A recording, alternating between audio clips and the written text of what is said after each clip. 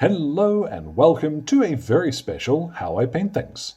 Now what I've got whizzing around in front of me today is one of the plastic Great War French infantry from Wargames Atlantic. Now I bought this box, it wasn't sent to me, so I'm not contractually obliged to say nice things about it, but it's actually really good. I had a lot of fun painting this fella up, and as far as plastic infantry for the Great War, there are a number of games arriving on the scene where you can play the World War I period, and plastic, if you prefer it, is becoming much more accessible. Wargames Atlantic leading the charge there.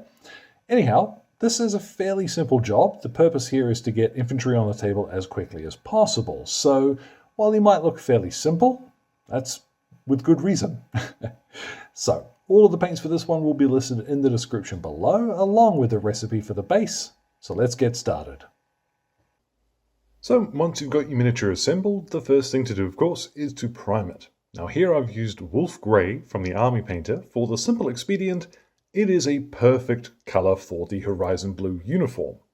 Now you could also use a medium to light grey and paint a couple of layers of grey over it. I'm going to get to Horizon Blue as a concept in a second here. But Wolf Grey is just spot on. It'll give you exactly what you need to start with. And if you are looking at painting these guys extremely quickly, this is step 1 through about 5 already done for you. So Horizon Blue, when we talk about French uniforms, gets a little muddied because even in the case of the greatcoats, which were a little more standardized by sort of spring 1916, there was still some variation, and that's also not taking into account different dye manufacturers, wear and tear. So honestly, considering that the cloth for the rest of the uniform came from, there were 3 or 4 official sources, one of them being a British import, which was a more steel blue-grey than a blue like this Horizon stuff, you can genuinely pick pretty much anything that looks about right and just go with it.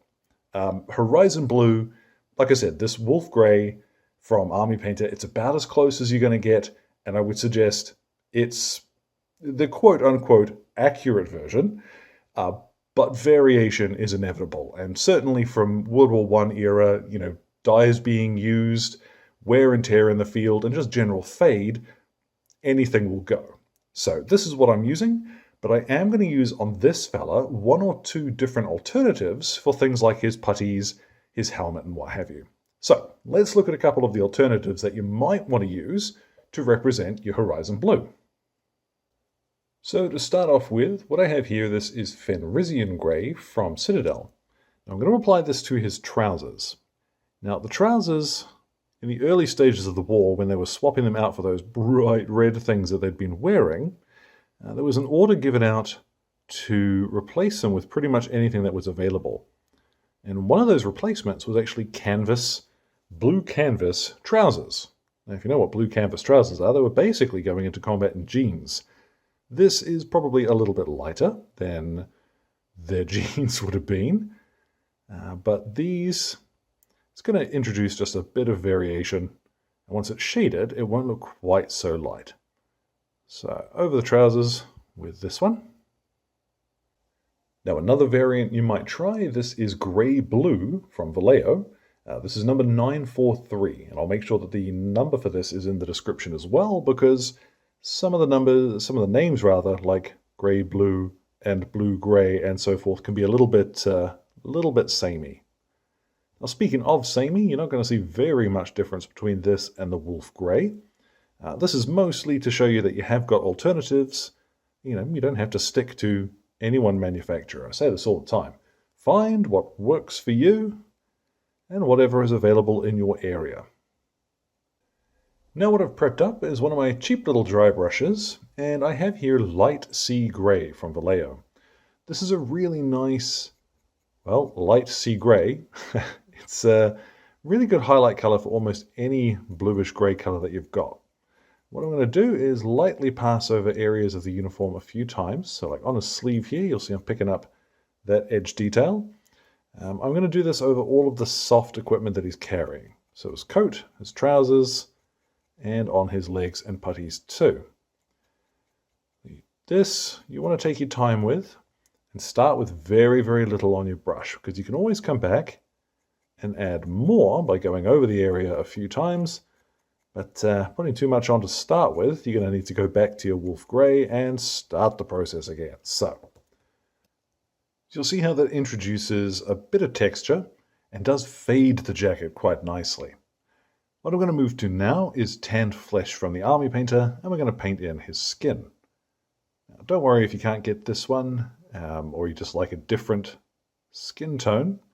What I'm going to do is keep my brush moving up his head, because if I do splurge over the jacket, we can tidy it up, but I prefer, if I make a mistake, that go over the helmet, which we are going to cover over with wolf grey again later. Now once that's done, we'll spin him around, and we're going to start with the square part of his pack. Now for this, I'm going to use green ochre, and I'm not too worried if I do make a bit of a mess of this. I might have added a bit much water there. This was normally a beige color, but you would quite often see, instead of canvas, there were like leather valises for this as well. Again, have a bit of a look around online and just eyeball it. Whatever you like the look of. Now some of those straps are going to be the same material and some are going to be leather later, so just blast over most of them and you can pick and choose when you come to it. Now we are going to jump around a little bit, which is why I like doing these step by steps, because it helps to demonstrate that sometimes, in order to make the most efficient use of your time, you're jumping around quite a lot, not necessarily painting the same area. So this is beige brown, this is another Vallejo color, and I'm going to cover over most of his rifle with this. Actually, I'll just cover over the whole thing, it'll be much easier. Now, the reason why I'm doing this is that we've got some metallic details on this that we're going to want to paint. And likewise, on his pack, there are those big, those infantry cooking pots and what have you. So if we get the base coats done on the areas that are going to have metallics painted over them later, it will actually save us time to jump around. So hopefully that makes sense. Now, spinning him around, what we're going to do is paint in the felt cover on his water bottle. And I've seen this done in a few different colors. There were blue versions, which were designed to match with the uniforms. And then there were more typical felt covers as well. Now the color I'm using here, this is German field grey. And it's a wonderful felt, grey-green for pretty much everything. And I'm also going to use this to paint in his blanket. Now, same as the blanket could have been a blue, even a grey. It was pretty down to whatever you can get your hands on at a point. But these army green colors were not terribly uncommon. So this or a grey, I would suggest, but your blue will also be accurate. Now with that done, you'll see I haven't been too careful about how I've painted over the little tin cup on the top there. And the reason being, I'm now going to paint over it with some Iron Hand steel. Now I'm going to use this for all of the metallic, sort of pewter looking gear that he has on him. So this little pot on the top here, the cooking equipment and pots and what have you that they might have on their packs that would normally have been bare metal too. And don't forget things like his bayonet, which were surprisingly shiny, and the grenade in his hand as well. Now at last, with all those little bits and bobs done, we can do the majority of the leather stuff. Now this is largely going to be painted in the same color, and that is flat brown. It's a nice middling brown, slightly warm, and it works fine for all of this equipment. So as well as his pouches, his belt, the straps on his pack and what have you, flick him around, because a few of the bits on him, if you've got a steady hand, some of these bits would have been brown leather as well. So just keep your brush moving in the same direction as much as you can. Little short motions that tickle your camera while you're doing them as well. You should be okay. And remember, you can go back to those base coats to tidy them up if you splurge over the sides. Now there are a couple of little spots on there that I'm going to need to tidy up, but that's not too hard to do. Particularly on his pack, Just eyeball it if you have to. It doesn't matter all that much if you get one or two leather straps out of place. What I'm going to turn to now, this is German Camo Black Browns. Very, very dark. Just off black, as you guessed by the sound of it. Now you can paint his little ankle boots in with the same flat brown as we've just used.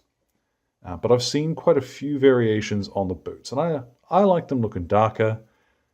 Even black would work. But this is what I'm going to use. As well, I'm also going to use this for the strap running across his chest, which is holding his water bottle in place. Likewise, this could also be flat brown, but a little bit of visual interest just by mixing up some of these common leather colors, I think is going to serve you well. Now we're getting to the home stretch. What I'm going to paint on now is some skeleton bone from the army painter. I'm going to flip them upside down so it's a little easier to reach. And over this knapsack and its strap goes the skeleton bone. I like using this because it's a fairly generic beige sort of color, and despite being so light, it does cover quite well, as you can see. Now, any black bits you have to paint, what I have here is German grey. I tend to find something just a little off black is a little bit more realistic at this scale. And what I'm going to do is paint in the metalwork on the rifle. I'm pretty sure this is the Lebel 1886. A little bit of Google foo will not go awry when you start painting in the weapons. Now as well, the buttons on his jacket could also be black. Some of them were blue, that was a little more uncommon. So a brassy sort of pewter color or black will suit them fine. I've just done them in that silvery color. Now, the last thing that we're going to do to tidy up is any odd bits that we might have splashed. And I'm also going to cover over his helmet. Now you could use straight wolf grey, like what we used as the primer, because technically that would have been accurate. The helmet was meant to match the rest of the uniform. But I want his uniform to look like it's a little more faded than his helmet would be. So, what I've mixed up is some wolf grey with a little tiny bit of thunderous blue from the army painter. Now there are other blues in this range, I just don't have them, so you might want to use the blue that is one step down from wolf grey. On the sides of the bottles, let me show you that quickly actually. You'll see these little doublers here. I would recommend, if you were going to do this, just grab the next step down from wolf grey. I'm mixing them because I don't have that. Anyhow, let's carry on painting his helmet, and then it'll be ready for our wash. Now, with that done, what we're going to do is shade our miniature. Now, what I've got here, this is a mix. This has always gone by the name Marine Juice, but I quite like Sonic Tonic as well. What it is, I'll give you the ratios. It is 3 parts dark tone, 3 parts Reichland Flesh Shade, and 4 parts Lahmian Medium. Now, if you don't want to work that out, because it is a pain in the neck, what you do is you just get 1 bottle of each and chuck them all in a big container, because the Lahmian Medium bottle is ever so slightly bigger than Army Painter's Dark Tone and Citadel's Reichland Flesh Shade. You'll get the mix right then. Just decant them into little individual bottles once you've finished, and you'll be golden. This is a bit darker than something like Agrax Earthshade, but it has a little bit more warmth to it. And because we've got so much medium in there, you'll find that it doesn't stain recesses or flat areas quite as much. So over everything with this, and make sure that you are working it right up into any nooks and crannies. Big splodges like this on his chest aren't going to be any good, so just suck it up with your brush while it's wet and move it around. So once I'm done with this, applying all over everything, I'll pop them in the sun, wherever that's gone, and give them about half an hour to dry. Let's see what we get then. And boom, there we go. Now, honestly, if you are looking to speed paint, guys, what you might do would be to start from a lighter skin tone, do everything else that I have done, and then pop them on the table like that. He would look fine. But what I am going to do is what I normally do, grab myself a little bit of Cadian flesh tone, and I'm going to go over most of his skin, leaving just a little of the tan flesh in the recesses.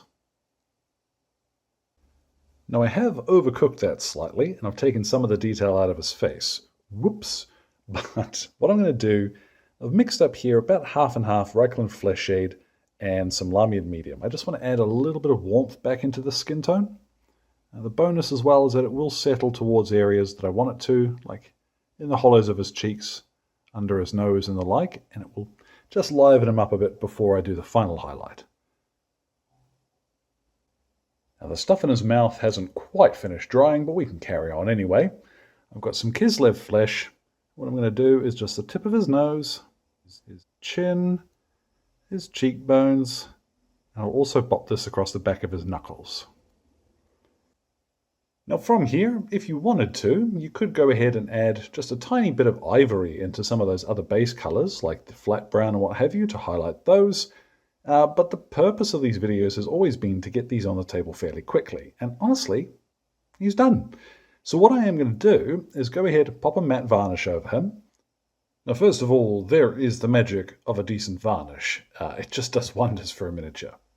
What I have now, that's got a bit of a surface to it, is a soft pencil. This is a B. And what I'm going to do is just buff along the edge of some of the metal work to add a bit of almost a gunmetal quality to it. Now, the more of this you add, like if you go back and forth a few times, you're going to get a shinier finish. So mind how you go. And it will also work if you do want to pick up things like on his helmet, you can just add a few little dings and scratches in the same way. Now once I'm satisfied with this, what I'm going to do is pop his base on him. The recipe for that one will be in the description. Let's get a look at this chap once he's all finished. And so, there at last, our French infantryman is complete. Now, the base I've chosen to give him, some folks are probably not going to want, the slightly brighter fields of the last 100 days. If you do want a grimier, more trench-looking sort of base, then I will link in the description to the Turnip 28 guys that I did, and I recommend check out how I based them, because if you want a mucky, slimy base, that would be how I'd do it. This fella, I kind of prefer the breakout period when things are moving a little bit more swiftly across the landscape. It wasn't all trenches all the time, all the way throughout the war. You did have quite a bit of variety in the landscape that troops were fighting over, so don't feel as though you have to spend all of the time making a massive trench system just to throw your miniatures at one another. So, as always, thank you very much to Exit 23 Games for the light and sound equipment, as well as all of my wonderful patrons who are keeping me ticking in paints and glue, including my gorgeous producers who are showing up on screen now. Thank you so much for your support, folks. I really mean you are the ones keeping this channel ticking. Now, any questions or anything, feel free to drop them in the old comment box below. My Twitter and Instagram are both linked there too. So, thank you very much for your time, one and all, and you all enjoy the rest of your day.